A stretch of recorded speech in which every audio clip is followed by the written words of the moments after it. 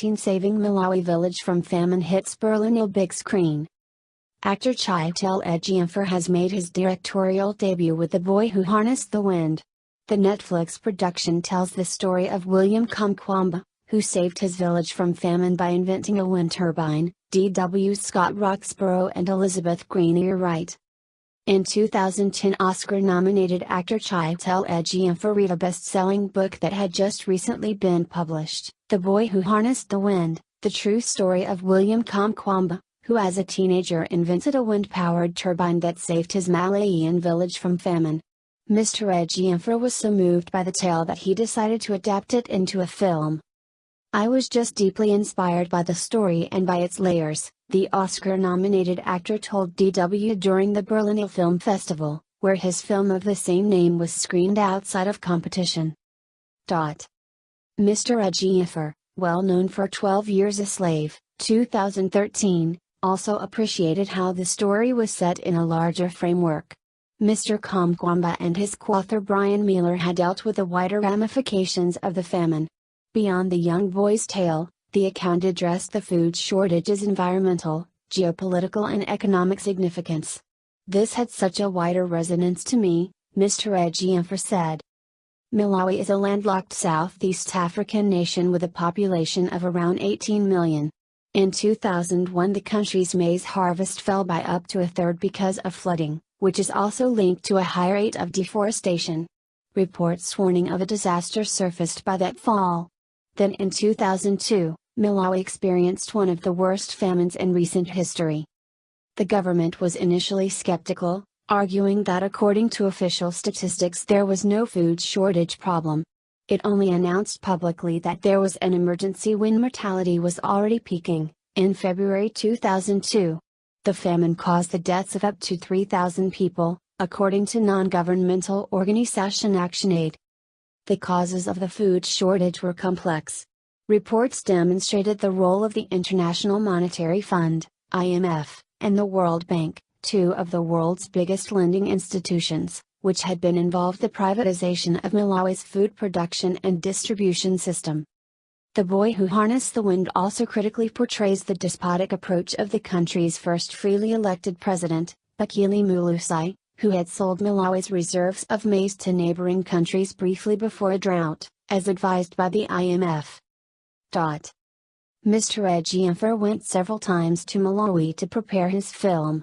There were initial conversations of whether the project should be shot in South Africa or Kenya, which might have been easier in terms of logistics and infrastructure. But Mr. Ejiofor said it quickly became clear that this wouldn't have made sense. "There's such a unique quality to Malawi," he said. "It's so distinctive and the culture is so rich that I wanted to capture a lot of that." Mr. Ejiofor shot the film directly in the village where the events happened, adding to the work's feeling of authenticity.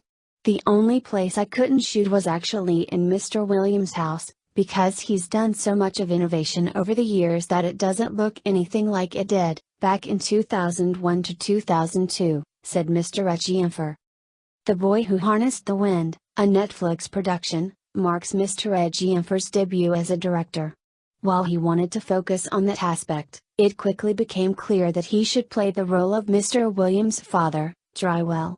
That allowed Mr. Ejiofor, a British actor of Nigerian descent, to closely interact with his young Kenyan colleague Maxwell Simba, who portrays the central character in the film, and radiates on screen in his debut film role. He hadn't done any filmmaking before in fact, but somehow he came across like he had done it for years, Mr. Ejiofor said. The Senegalese-born French actress Isamga, whose performance in Abda Remains Sisiko's Bamako, 2006, led to a nomination at France's National César Film Awards, also shines in the role of the strong family mother. She was thrilled to be involved in the project. As an actress of African descent, I can see how absent the African stories are in Western countries, she said. And these types of positive stories can make a change in terms of the perception we have of other people, especially from Africa. Directed in a compelling, crowd-pleasing style, the film nevertheless dares to challenge TV viewers who aren't used to subtitles, as it has its characters speak a mixture of the local language, Chichewa, and English. The real-life William Kamkwamba was thrown out of school because his family could not afford to pay the fees. He would nevertheless sneak back into the school library to study the school book using energy. That inspired him to start experimenting with wind turbines, using recycled pieces he'd find at the junkyard. Following in Mr. Kamkwamba's footsteps proved a challenge for the film's production team. When we recreated Mr. Williams' windmill, it took 20 grown men and a bunch of very experienced prop people, explained producer Andrea Calderwood. And lots of meetings and logistics to figure out how to build it, and this is something he conceived himself at the age of 13 using a couple of textbooks. Mr. Kamkwamba's rare feat of ingenuity demonstrates how one can take action to change things on a local level, even with the most limited resources. He accompanied the film team to Berlin. Now aged 31, the innovator, engineer and author admitted he had mixed feelings about seeing his life story on the screen. Even though the outcome of the crisis was rewarding, it was also a very difficult and challenging period of his past, he said. It was this young boy's determination that moved Mr. Ejiofor, but the director also felt strongly about the story's global relevance today. Citing market deregulations, the escalating price of grain, people being left out of the system, Mr. Ejiofor feels that many of the issues faced by these vulnerable communities are actually part of the larger conversations we are having.